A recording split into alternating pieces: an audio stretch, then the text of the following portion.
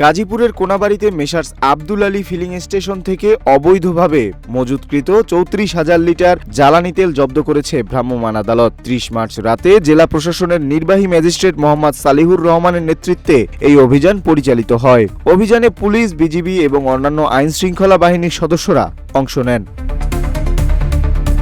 জেলা এনএসআই এর গোপন সংবাদের ভিত্তিতে কোনাবাড়ির বাইমাইল এলাকায় ঢাকা-টাঙ্গাইল মহাসড়কের পাশে অবস্থিত ওই ফিলিং স্টেশনে অভিযান পরিচালনা করা হয়। অভিযানে ২৮,৫২১ লিটার ডিজেল এবং ৫,৪১৯ লিটার অকটেন সহ মোট ৩৪,০০০ লিটার জ্বালানি তেল অবৈধভাবে মজুদ অবস্থায় পাওয়া যায়। অভিযোগ রয়েছে, বিপুল পরিমাণে ডিজেল এবং অকটেন মজুদ থাকা সত্ত্বেও প্রতিষ্ঠানটি তেল নেই বলে বিক্রয় বন্ধ রেখেছিল।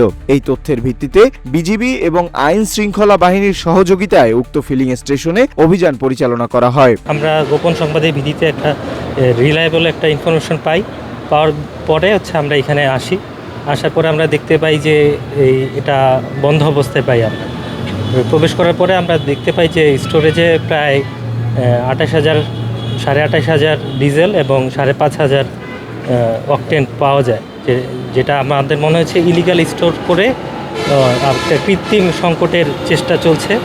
তো আমাদের এটা এরকম অপারেশন আরও সামনে বজায় থাকবে, জারি থাকবে এবং এটার এগেনস্টে বিজিবি স্ট্রং।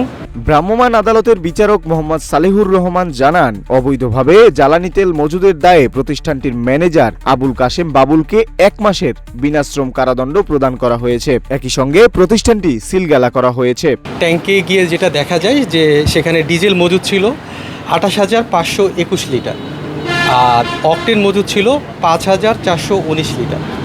তো এটা দেখার পরে আমরা তাদেরকে বিভিন্ন প্রশ্ন করি এবং এত বেশি মজুদ এটা আমাদের কাছে অনেক অস্বাভাবিক লেগেছে। সেজন্য আমরা ভোক্তা অধিকার, বর্তমান যে রাষ্ট্রীয় যে ক্রাইসিস মোমেন্ট, এই মুহূর্তে এই ধরনের অধিক পরিমাণ অবৈধভাবে জ্বালানি তেল সংরক্ষণ করা, এটা আমাদের কাছে এটা ভালো মনে হয় না। আমরা এই জন্য ভোক্তা অধিকার সংরক্ষণ আইনে ৪৫ ধারায় যে অবৈধভাবে জ্বালানি তেল যে সংরক্ষণ করেছে, এই জন্য তাকে ১ মাসের বিনাশ্রম কারাদণ্ড প্রদান করা হয়েছে। এছাড়া আগামী ৩১ মার্চ থেকে গাজীপুর সিটি কর্পোরেশনের ৯ নম্বর ওয়ার্ডের দায়িত্বপ্রাপ্ত কর্মকর্তার মাধ্যমে ফিলিং স্টেশনটির তেল বিক্রি করে প্রাপ্ত অর্থ সরকারি কোষাগারে জমা দেওয়ার নির্দেশ দেওয়া হয়েছে।